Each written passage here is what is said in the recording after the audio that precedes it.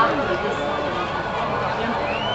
je suis Alice, fière, et victorieuse.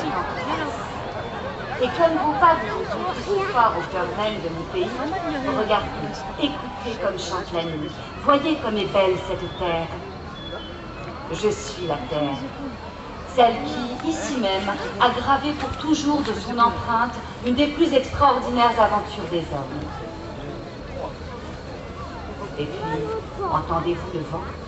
C'est le vent qui vient de loin, celui qui, avec moi, raconte l'histoire, qui la colporte de chemin en chemin, de maison en maison, de village en village. Il les connaît tous. Rien ne lui est inconnu. Le soir, à la tombée de la nuit, lorsque vient le moment du repos, ralentissant sa marche, il me les confie comme un secret. Alors, nous nous partageons les confidences.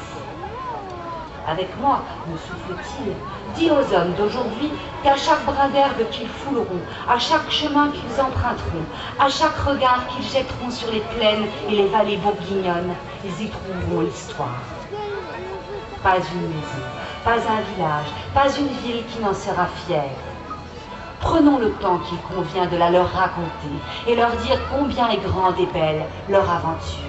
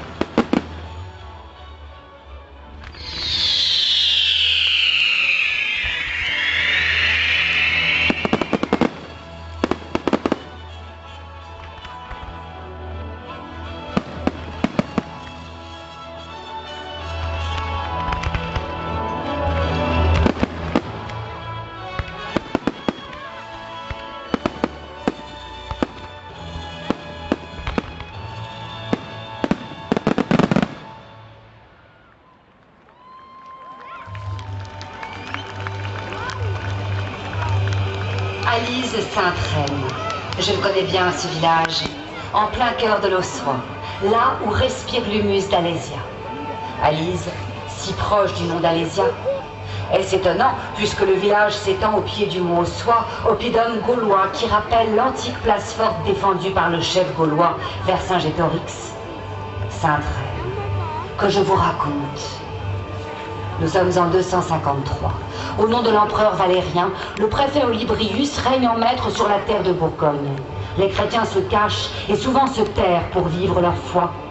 Et voilà qu'un jour, accompagné de son escorte, Olybrius rencontre la belle jeune femme. Il est à ce point séduit qu'il décide de l'épouser.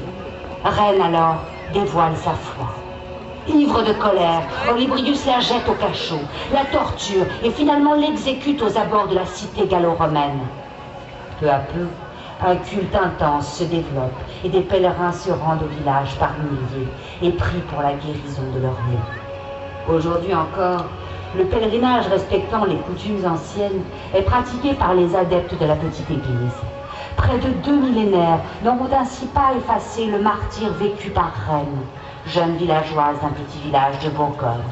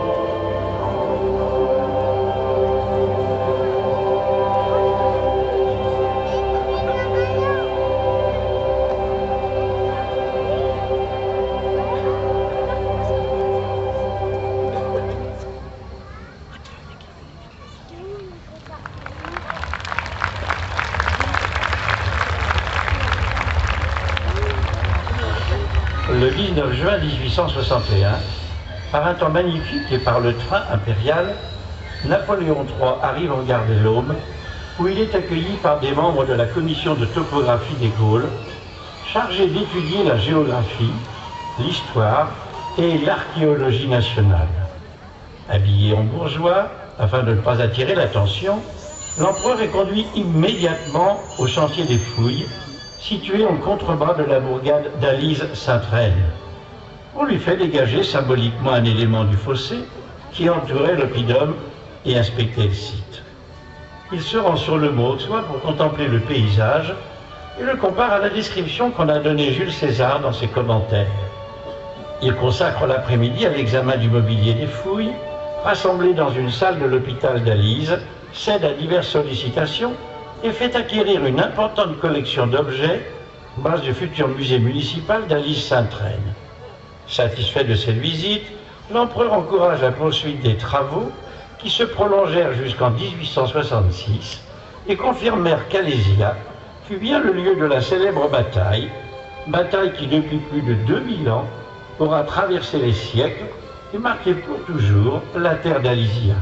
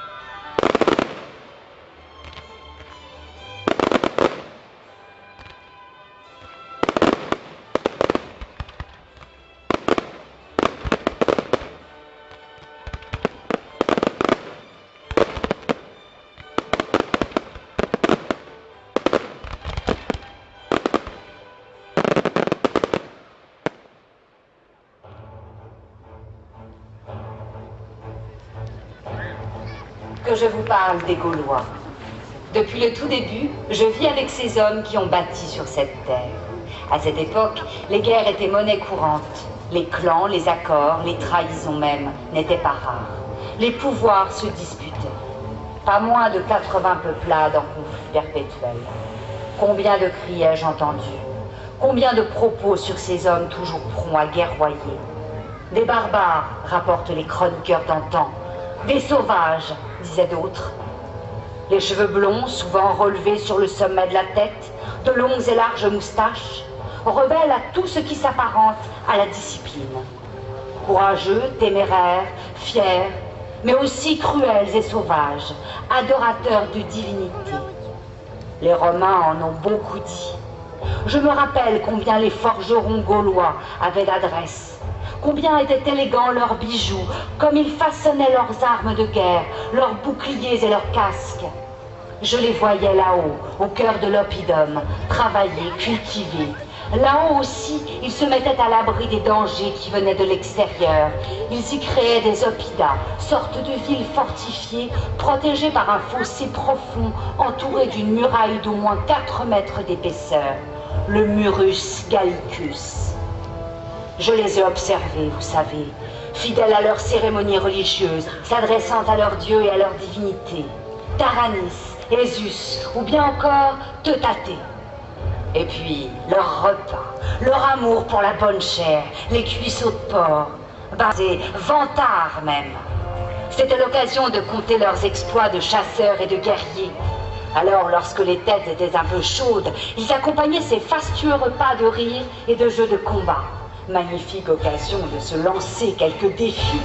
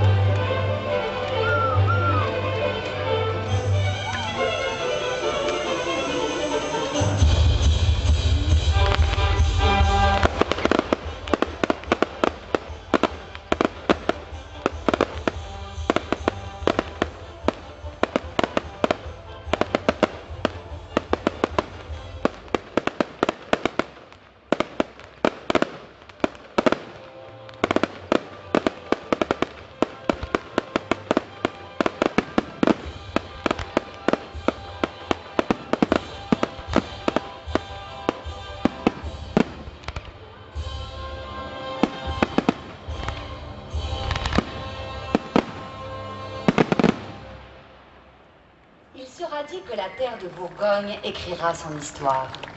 Au centre de cette histoire, la conquête de territoire.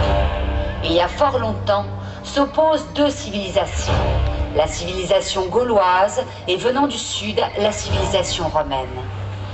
Si la guerre des Gaules a connu sa phase finale ici, à Alésia, c'est bien avant qu'il convient d'en défiler l'histoire.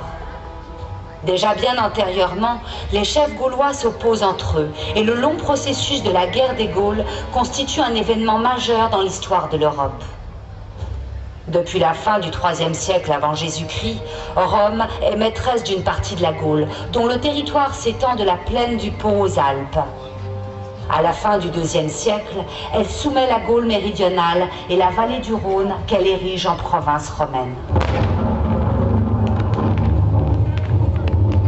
Vers 155 avant Jésus-Christ, le consul Flavius affronte une coalition arverne et allobroge.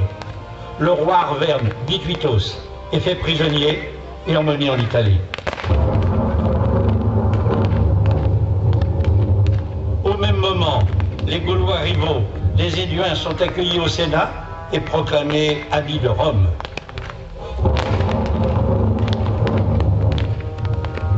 Dès cet instant, le reste des territoires situés au sud et à l'est des Cévennes est rapidement soumis. En l'an 121 avant Jésus-Christ, c'est la Gaule transalpine, ou plus simplement Provincia, qui est soumise au pouvoir de Rome. Au nord s'étend l'immensité de la Gaule celtique. Enfin, quelques années plus tard, en l'an 80 avant Jésus-Christ, c'est Celtile, père de Vercingétorix, qui, voulant restaurer un pouvoir régalien comme aux temps anciens, échoue dans sa tentative. Il est fait prisonnier par l'aristocratie de son peuple et brûlé vif. César peut bientôt parvenir à ses fins.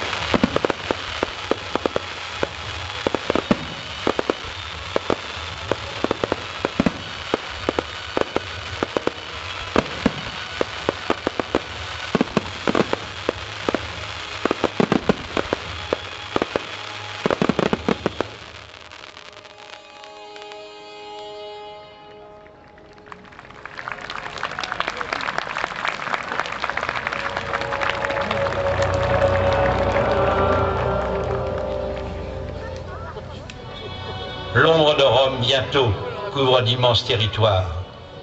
Nous sommes en l'an 60 avant Jésus-Christ. À la curie romaine, on s'harangue, on se dispute. Dans l'impossibilité d'obtenir du Sénat les hautes magistratures qu'ils appellent de leur vœu, trois hauts personnages romains vont passer une alliance. Pompée, surnommé le Grand, tant il s'est distingué par de brillantes et nombreuses campagnes.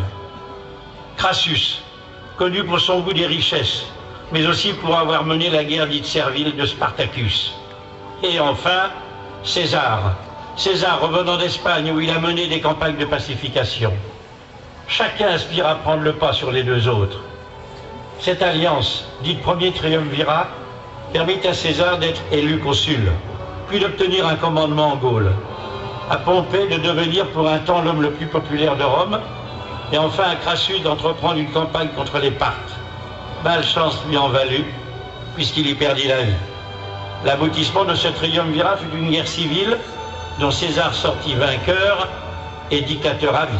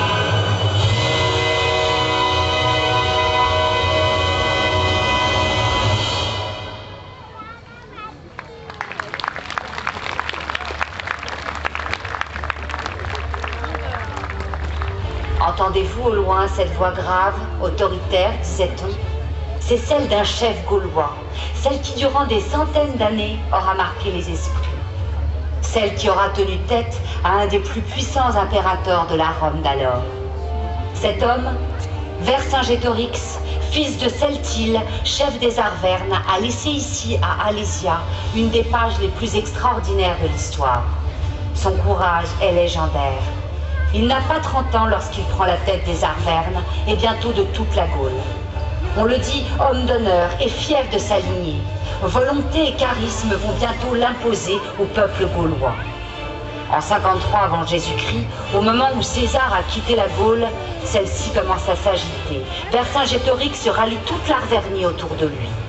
Un an plus tard, lors du soulèvement des Carnutes, il est proclamé chef suprême de la coalition des peuples gaulois. Alors, après de multiples batailles, de galops effrénés, de joutes cruelles, de corps à corps incessants, viendra le temps où il mettra en pièces les légions de César. Lui, Vercingétorix, chef des Gaulois, ne laissera pas Rome envahir ses territoires. Il se battra, quoi qu'il en coûte, pied à pied. Chaque mètre carré de cette terre restera celle des valeureux Gaulois. Il sera écrit plus tard que l'un et l'autre se retrouveront un jour pour en découdre vivement.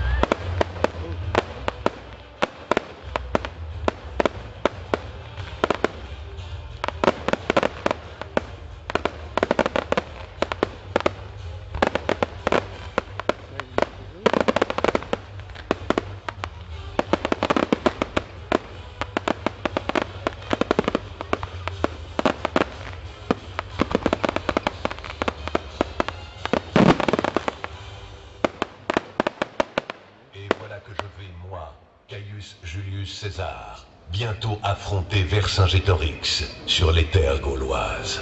Mais avant cela, combien de temps de conflits au cœur même de la curie de Rome. C'est ainsi que j'ai gravi une à une les marches du pouvoir, devenant successivement tribun, militaire, questeur, édile et prêteur pour enfin devenir gouverneur de la Gaule cisalpine et transalpine, puis propréteur en Espagne. J'ai dû, face à l'opposition des sénateurs, pour aller plus loin encore, former une alliance secrète avec Pompée et Crassus.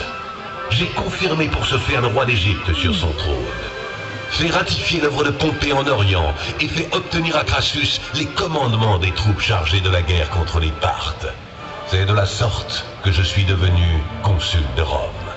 Au-delà même de ce qu'on raconte de moi ici et là, je serai celui qui fera plier et obéir à Rome ce peuple de combattants héroïques, certes, mais bien inférieur à ce que sont les armées romaines. J'en ai suffisamment écrit pour en être fier. Je sais bien ce que certains sénateurs disent de moi à la curie romaine, que je suis grand seigneur illustre d'extraction, neveu, il est vrai, du populaire Marius. Très tôt, ne me suis-je pas engagé en Asie mineure contre la piraterie, battu en Sicile contre les troupes de Mithridate? Tout jeune sénateur, puis grand pontife malgré tout ce qui pèse sur mon nom, j'agis dans le seul intérêt de Rome. Qui viendrait mettre en cause ce que ma personne a offert aux Romains? La reconnaissance et d'immenses victoires. J'ai mis tout en œuvre pour hériter de ce mandat. Et plutôt que de choisir la guerre danubienne, c'est en Gaule que j'ai pris parti d'étendre le pouvoir de mon pays. Qui viendrait reprocher à notre État les conquêtes de César? Les batailles contre les Germains d'Ariovistes, celles des Usipètes, des Belges et des Tenctères. C'est ainsi que restera gravée dans l'histoire du monde la puissance de Rome.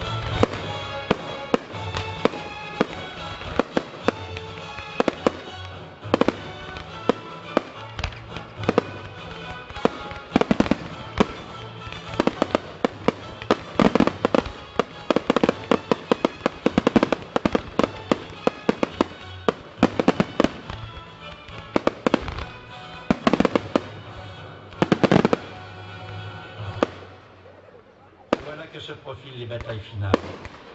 D'un côté, les Gaulois, avec à leur tête Vercingétorix. De l'autre, César et ses légions. César marche vers Gergovie, où l'attend Vercingétorix.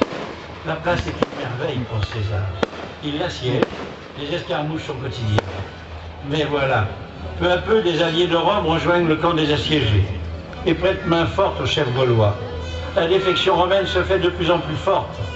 Isolé en terre hostile, entouré de forces imposantes, César sent la défaite proche.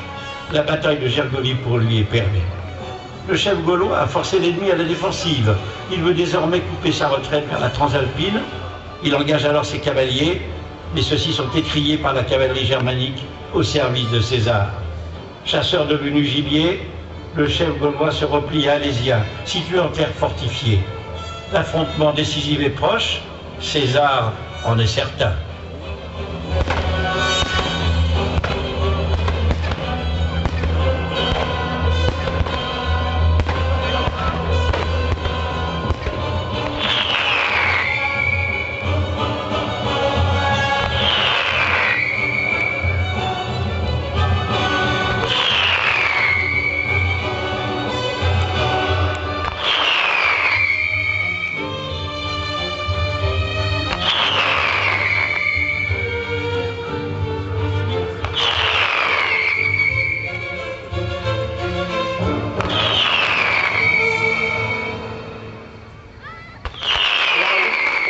De l'oppidum, les troupes de Vercingétorix attendent l'arrivée d'une imposante armée de secours. Elle sera chargée de prendre l'ennemi en tenaille. César, ayant connaissance du plan gaulois, décide alors de mettre en place plusieurs camps au service des combattants et de réaliser 2 lignes de retranchement complétées par d'importants travaux secondaires. Ces 2 lignes de fortification d'une circonférence de plusieurs kilomètres enserrent l'oppidum et empêchent son ravitaillement par l'extérieur, tout en protégeant les légions romaines. Entre l'oppidum et la ligne intérieure, les Romains creusent une multitude de trous. 5 lignes de fossés profonds de 1,50 m sont creusées, dans lesquelles sont fixées de grosses branches attachées les unes aux autres. 2 autres fossés de 4,50 m et de 2,50 m sont creusés, dont l'un est rempli d'eau ou de pièges. Des gros pieux durcis au feu sont enfoncés dans le sol afin de briser l'élan des assiégés devenus assaillants. Enfin, des travaux annexes complètent la défense romaine. Ainsi, pense César, les Gaulois seront pris au piège de la souricière qu'il a mis en place. Le siège d'Alésia peut commencer.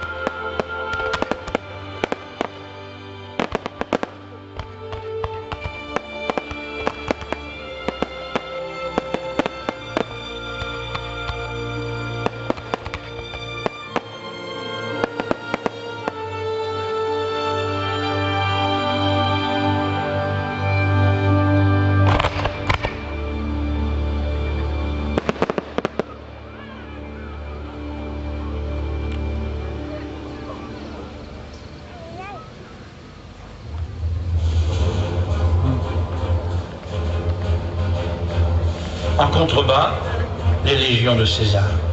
Sur l'Oppidum, Vercingétorix et ses armées. Dans Alésia, les provisions s'épuisent, malgré un rationnement drastique. Environné par des fortifications de défense multiples, Vercingétorix essaie de briser l'encerclement. Plusieurs tentatives seront conduites, en vain. Le chef gaulois fait sortir ses cavaliers, avec pour mission de former une armée de secours en relation avec les combattants des autres tribus. Au prix de lourdes pertes des deux côtés, les alliés germains de César stoppent leur élan. Redoutant la famine, Vercingétorix renvoie d'Alésia les bouts inutiles, femmes, enfants et vieillards. Il demande à César d'ouvrir une brèche pour les laisser passer, refus catégorique du chef romain. Ce fut pour tous la mort assurée. Et puis le moral remonte. Au loin apparaît l'armée des secours de Vercingétorix. Par vagues d'assauts successives, les attaques des renforts se brisent sur les légions romaines. Les combats sont terribles et laissent au sol plusieurs milliers de morts. Après de nouvelles et vaines tentatives, Vercingétorix se rend à l'évidence, la partie est jouée, et nous, le vent et la terre, de vivre avec les Romains comme avec les Gaulois, les cris des vainqueurs et les cris des vainqueurs.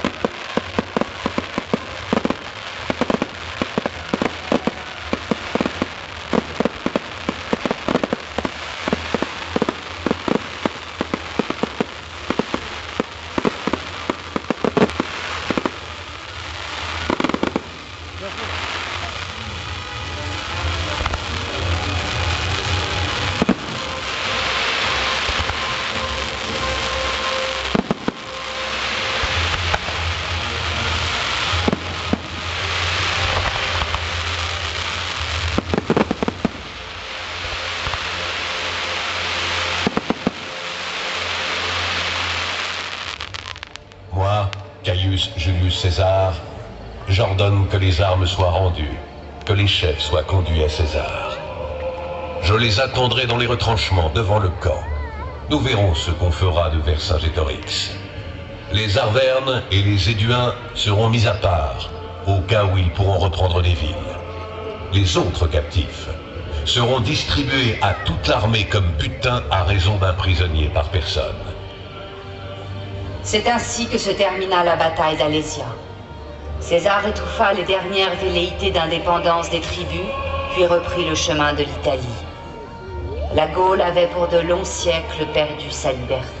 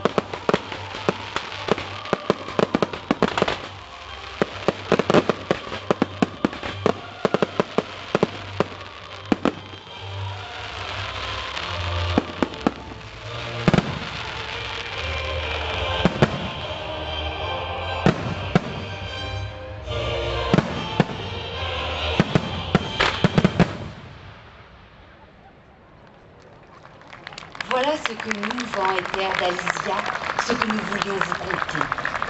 Il nous aurait fallu prendre plus de temps encore, tant cette épopée épique a marqué pour l'éternité l'histoire de France, certes, mais bien au-delà, celle de l'Europe tout entière. Il faudra alors des siècles pour que peu à peu se construise ce pays auquel chacun de nous est à ce point attaché.